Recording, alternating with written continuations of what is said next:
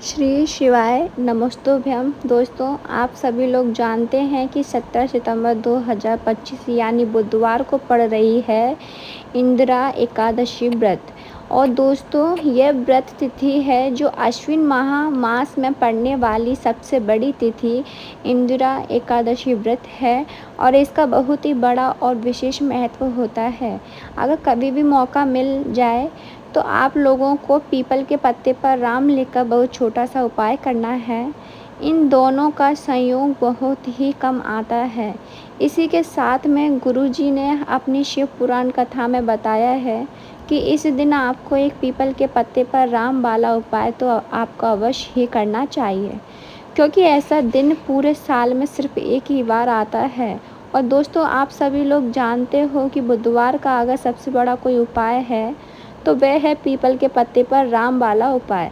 तो दोस्तों, बुधवार एकादशी के दिन आप लोगों को इस पीपल के पत्ते पर राम लिखकर बहुत छोटा सा उपाय करना होगा। बहुत सारे लोग होंगे जिन लोगों ने इस उपाय को ना किया हो, मतलब पूरा साल निकल गया, उन्होंने किसी भी दिन इस पीपल के पत्ते पर राम वाला उपाय को ना किया हो। पर दोस्तों, आपके पास एक पहला मौका बचा हुआ है, जो कि 17 सितंबर 2025 बुधवार एकादशी के दिन है। इस दिन आप लोगों को इस वाले उपाय को ज़रूर कर लेना है। भले ही आपने पूरी साल भर इस उपाय को ना किया हो, पर अगर आपने इस अश्विन माह के बुधवार एकादशी के दिन अगर इस वाले उपाय को कर लिया तो आपको इस उपाय को करने का वह फल मिलेगा जिसकी आपने कभी कल्पना भी नहीं करी होगी। इसलिए आप लोग इस वाले उपाय को एक बार ज़रूर कर लेना, ताकि आप लोगों को हाथ से ये मौका ना जा सके और आपको इस उपाय को करने का फल मिल सके। दोस्तों, ये उपाय पंडित जी ने अपनी अभी की श्री शिव महापुराण की कथा में बताया है। जी, इस उपाय को आज हम आपको बहुत अच्छे से समझाने वाले हैं। इस वीडियो को देखने के बाद इस उपाय को समझाने के लिए आपको कोई और वीडियो देखने की ज़रूरत नहीं पड़ेगी। तो चलिए दोस्तों, उपाय को शुरू करते हैं। देखिए, इस अश्विन माह के बुधवार एकादशी के दिन ये इतना खास होता है, इतना महत्वपूर्ण होता है। देखा गया है कभी कभी बड़े बड़े पूजा पाठ अनुष्ठान से जो मनोकामना पूर्ण नहीं होते, वहाँ अश्विन माह के बुधवार एकादशी के दिन एक छोटे से उपाय करने से ही आपकी मनोकामना पूर्ण हो जाती हैं। और बहुत सारे लोगों ने इस उपाय को किया भी है और उनको इस उपाय को करने का फल भी ज़रूर मिला है। अगर आप लोग भी इस उपाय को करना चाहते हैं तो आप इस उपाय को पहले अच्छे से समझ लेना, सुन लेना, उसके बाद करना। आपको इस उपाय का फल ज़रूर मिलेगा और इस उपाय को कर लेने से आपके घर में चाहे किसी भी प्रकार की दुख हो, समस्या क्यों ना चल रही हो, आपको उसका कारण भी नहीं पता है। भाई, ये समस्या किस कारण चल रही है, उसका कुछ भी कारण हो सकता है, जैसे पितृदोष हो सकता है या किसी भी तरह का मंगल दोष भी हो सकता है। तो इस दिन आप लोगों को ये वाला उपाय कर लेना है। ये एक ऐसा उपाय है जिस उपाय को अगर किसी विशेष दिन पर किया जाए तो भाई उस विशेष दिन का जो है वह तो हमें मिलता ही मिलता है, पर हमने उस दिन पर इस उपाय को किया है तो हमें उससे भी बड़ा फल मिलता है। और फल बहुत जल्दी मिलता है, क्योंकि आप इस उपाय को बहुत ही बड़े और विशेष दिन पर कर रहे हैं। तो चलिए अब उपाय के बारे में बात कर लेते हैं, लेकिन उससे पहले आप लोगों को एक बात करना है। यह जानना अवश्य है कि आखिर यह उपाय किस समय करना है, किसको करना है और कैसे करना है। तो चलिए हम आगे आपको वीडियो में एक एक करके बता देते हैं। लेकिन उससे पहले अगर आप लोग हमारे चैनल पर पहली बार आए हैं या फिर मेरी आवाज़ आज पहली बार सुन रहे हैं तो हमारे चैनल को सब्सक्राइब ज़रूर कर लेना और इस वीडियो को लाइक करके कमेंट बॉक्स में श्री शिवाय नमस्तोभ्यम ओम नमः शिवाय का शिवाय ज़रूर टाइप कर देना। तो दोस्तों, इस पीपल के पत्ते पर राम वाला उपाय को हमें इस बुधवार एकादशी के दिन कैसे करना है, किसको करना है, किस समय करना है और कहाँ पर करना है, ये सारे सवालों के जवाब आपको इस वीडियो में मिल जाएंगे। और जो ये वीडियो देखेगा उसको पीपल के पत्ते पर रामबाला उपाय ज़रूर करना चाहिए, क्योंकि इस दिन पीपल के पत्ते का भी बहुत ही बड़ा और विशेष महत्व होता है। आज पीपल के पत्ते पर रामबाला उपाय की तो ये सोने पर सुहागा वाली बात हो जाती है, और यह एक बहुत ही बड़ा उपाय हो जाता है इस बुधवार का। तो आप दोस्तों इस पीपल के पत्ते पर रामबाला उपाय को आखिर करना किसको है? सबसे पहले हम लोग वो बात जान लेते हैं। तो देखो, घर की जो बड़ी माताएं बहनें होती हैं, उन माताएं बहनों में से कोई भी ये बड़ी माता बहन इस वाले उपाय को कर सकती हैं। और दोस्तों, अगर आप चाहें तो अपने घर में से सभी सदस्यों को भी इस उपाय को करवा सकते हो।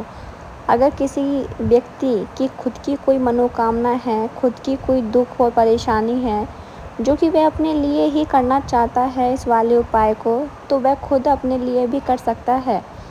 बाकी अगर कोई घर में से ऐसा है जो कि अपने पूरे घर परिवार की सुख शांति के लिए ये वाला उपाय करना चाहता है, तो भाई वह भी कर सकता है, उसमें भी कोई दिक्कत वाली बात नहीं है।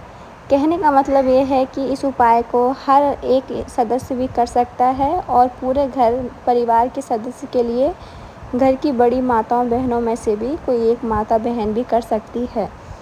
माताएं बहनें अगर घर में उपस्थित ना हो या ये वाला उपाय ना कर पा रही हो, तो फिर घर का कोई बड़ा सदस्य भी इस पीपल के पत्ते पर रामबाला उपाय को कर सकता है, चाहे फिर वह पुरुष ही क्यों ना हो, उसमें कोई भी दिक्कत वाली बात नहीं है। उसके बाद में दोस्तों जो अगला प्रश्न निकल कर आता है वह ये है आता, इस उपाय को लेकर के आखिर इस उपाय को हमें किस समय करना है, सुबह के समय करना है कि शाम के समय करना है? तो देखो, इस वाले उपाय को आप लोग सुबह के समय भी कर सकते हो और शाम के समय प्रदोष काल में भी कर सकते हो।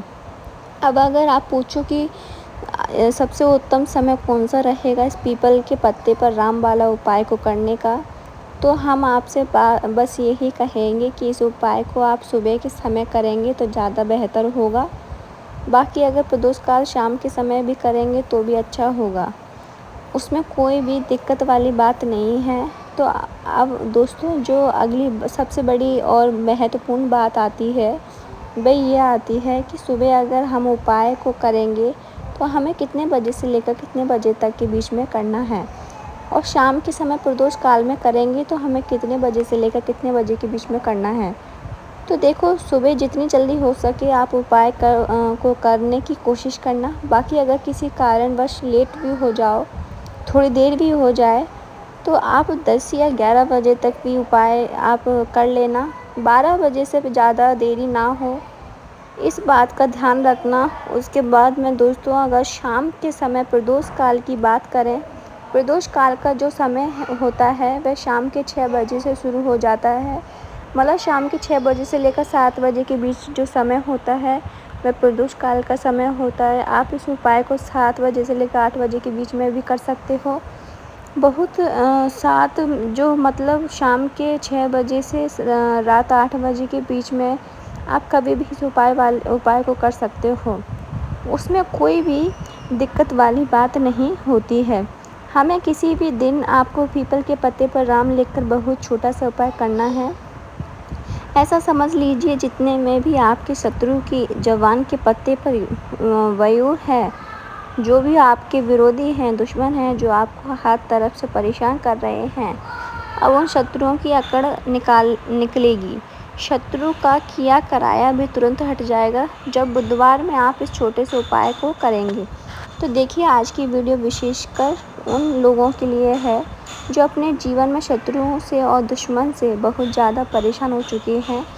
देखिए, जगत जननी माँ जगदम्बा का हम बुधवार में पूजन करते हैं और उनसे जुड़े हुए उपाय करते हैं। साथ ही साथ आपको बता दें कि बुधवार में संकट मोचन हनुमान जी का भी पूजन करने से और उनसे जुड़े हुए कुछ उपाय करने से जीवन के बड़े से बड़े कष्ट भी क्षण भर में दूर हो जाते हैं। तब बहुत कम समय में आपके शत्रु और आपके विरोधी आपके जीवन से दूर हो जाएंगे।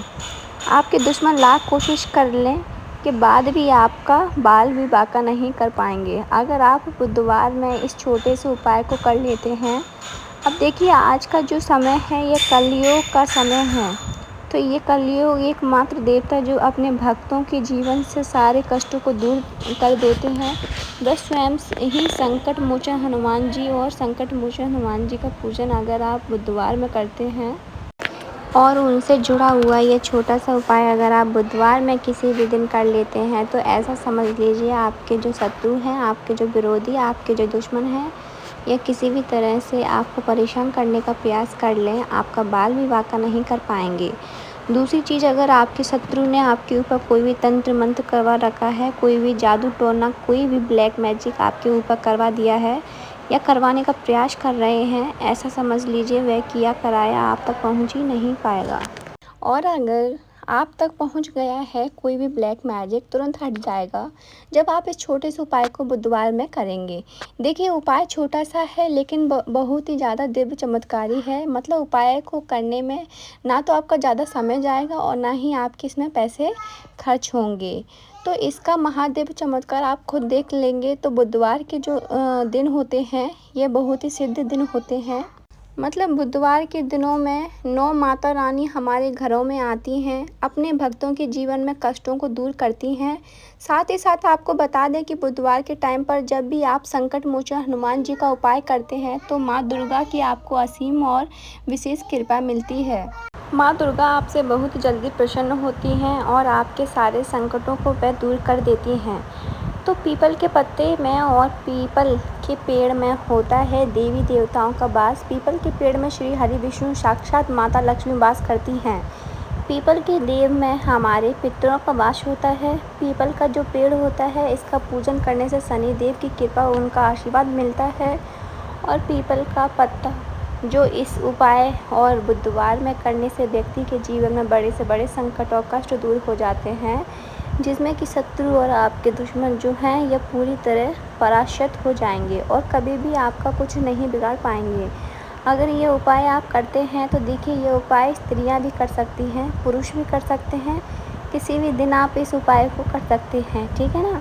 इसमें दिन आपको नहीं देखना है कि किस दिन करें, जिस दिन आप चाहा उस दिन इस उपाय को आप कर सकते हो। तो बुधवार एकादशी के दिन आपको पीपल का पत्ता तोड़ना नहीं है, उससे एक दिन पहले ही तोड़कर आप पीपल का पत्ता ले आएँ, या गिरा हुआ जो पत्ता होता है पीपल का वो आप ले लें, ठीक है ना। बस इस चीज़ का आपको ध्यान रखना है कि बुधवार एकादशी के दिन पीपल के पेड़ से कोई भी पत्ता हम नहीं तोड़ते हैं। इस चीज़ का आपको विशेष ध्यान रखना है। तो आपको लेना है पीपल का एक पत्ता और शुद्ध जल से उसे साफ़ कर लेंगे। अगर पीपल के पत्ते पर हो तो वह हट जाए।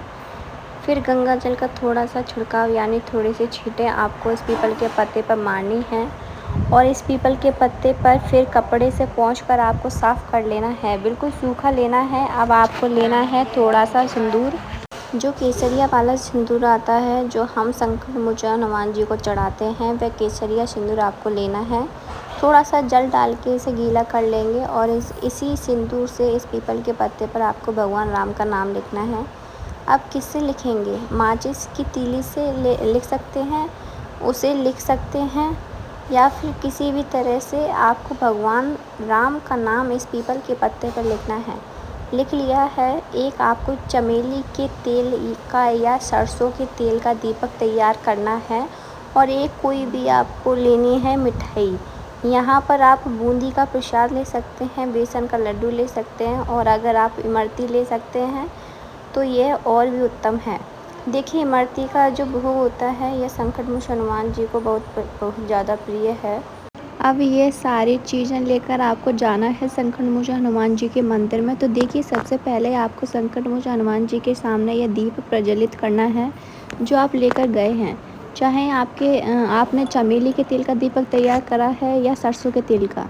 सबसे पहले दीपक आप जला देंगे और दीप जलाने के बाद आपको जो पीपल का पत्ता आप लेकर गए थे, वह पत्ता आपको संकट मोचन हनुमान जी को अर्पित करना है, वहाँ चढ़ाना है। और जो भी भोग में आप लेकर गए हैं, चाहे आपने बेसन के लड्डू लिए, बूंदी का प्रसाद लिया या फिर इमरती, जो भी कुछ आपने लिया उसका भोग लगाना है और संकट मोचन हनुमान जी से आपको प्रार्थना करनी है कि हे जगत का कल्याण करने वाले संकट मोचन हनुमान जी, संकटों को हरने वाले मेरे जीवन से शत्रु दुश्मनों को भी दूर कर दीजिए।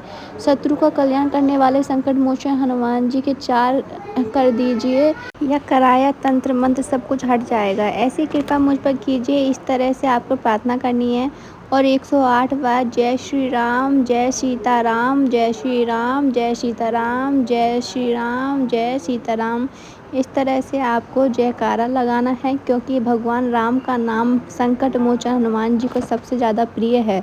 तो जयकारा लगा देंगे और देखिए, अगर एक बार हनुमान चालीसा पढ़ पाएँ तो आप एक बार हनुमान चालीसा ऐसा ज़रूर पढ़ें, ठीक है ना। ज़्यादा बार नहीं तो एक बार ज़रूर पढ़ें। जयकारा तो आपको बिल्कुल से लगाना है और इस छोटे से उपाय को किसी भी दिन कर लीजिए, सुबह कर लीजिए, शाम को कर लीजिए और किसी भी दिन, जैसे बुधवार की तिथि जो होती है ना, ये बहुत बड़ी होती है और आप उस दिन भी इस उपाय को कर सकते हैं। ज़रूर से करें, शत्रु और दुश्मन आपको जो विरोधी हैं ये पूरी तरह चारों खाने चित हो जाएंगे और आपका बाल भी बांका नहीं कर पाएंगे। तो देखिए, इस उपाय को आप 9 दिन भी कर सकते हैं, 2-3 बार भी कर सकते हैं। अगर आप ज़्यादा बार नहीं कर पा रहे हैं तो एक बार आपको इस उपाय को ज़रूर करना है।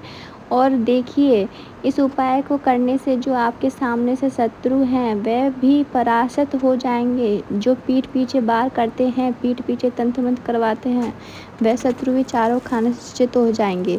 बस छोटा सा उपाय है, ज़रूर करें। तो देखिए, अब बात कर लेते हैं अपने एक बहुत छोटे से उपाय की, जिसे बुधवार में करने से आपकी हर मनोकामना पूरी हो जाती है। यह उपाय आप अपने घर पर ही कर सकते हैं, कहीं जाने की आपको आवश्यकता नहीं है।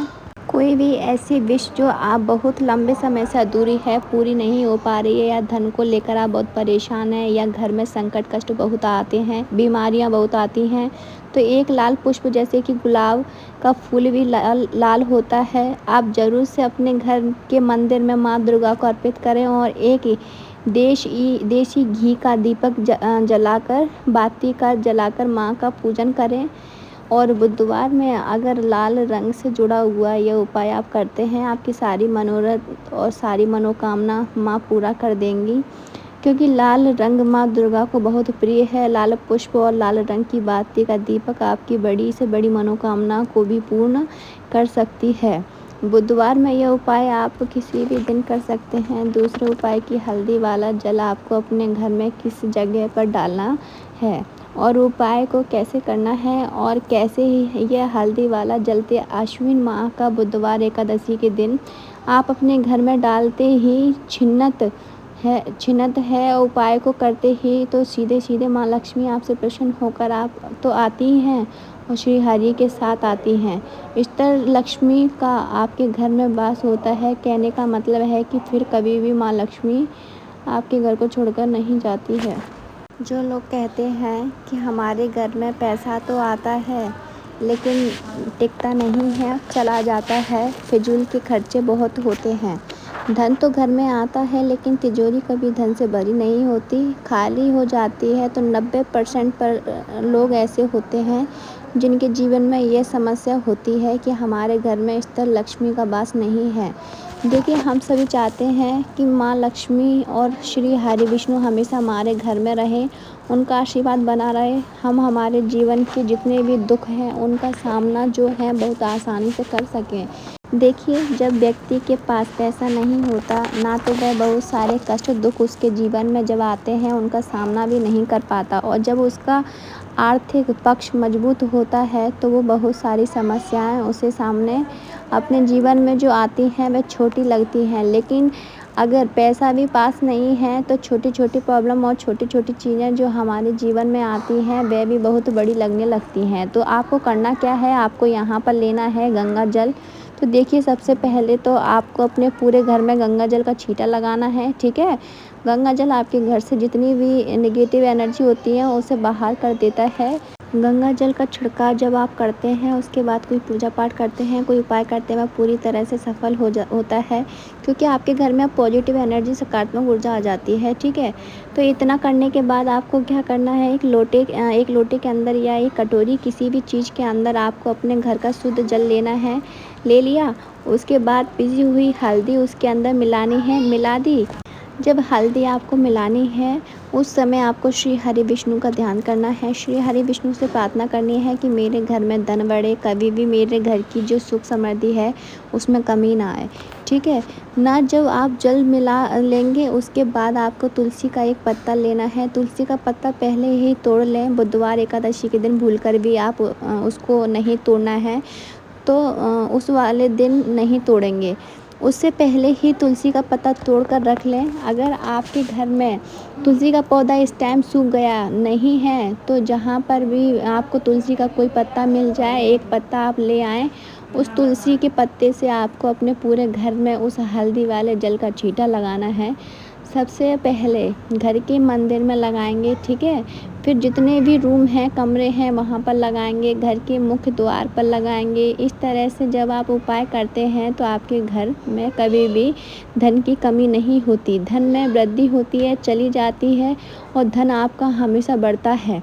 देखिए, अगर तुलसी का पत्ता आपको नहीं मिलता, तब आप किसी भी छोटी सी पूजा वगैरह की जो चम्मच होती है, उससे भी छींटा लगा सकते हैं। तो देखिए, जब भी आप अपने घर में बुधवार एकादशी के दिन हल्दी का पानी छींटा लगाते हैं, इससे श्री हरि विष्णु माँ लक्ष्मी के साथ आपके घर में आते हैं, और इष्ट रूप से आते हैं। मतलब कभी भी आपके घर को वह छोड़कर नहीं जाते। तो देखिए, हल्दी जो है यह जुड़ी है श्री हरि विष्णु से। आपकी कुंडली में गुरु को मजबूत करती है, आपके जीवन में सुख और सौभाग्य को खींच कर लाती है, धन को खींच कर लाती है, माँ लक्ष्मी को प्रसन्न करती है। जिस तरह से हल्दी खाने का स्वाद बढ़ा देती है, बहुत बड़ी बड़ी बीमारियों को दूर कर देती है, उसी तरह से ये आपके जीवन को भी सुख से भर देती है। अगर ये उपाय आप सही तरीके से कर लेते हैं, तो दोस्तों, ये थे पूज्य गुरु जी द्वारा बताए गए कुछ बहुत ही खास उपाय। अगर आपको जानकारी अच्छी लगी तो प्लीज़ वीडियो को लाइक करिएगा। मिलते हैं फिर एक नए वीडियो के साथ। श्री शिवाय नमस्तुभ्यम। ओम नमः शिवाय।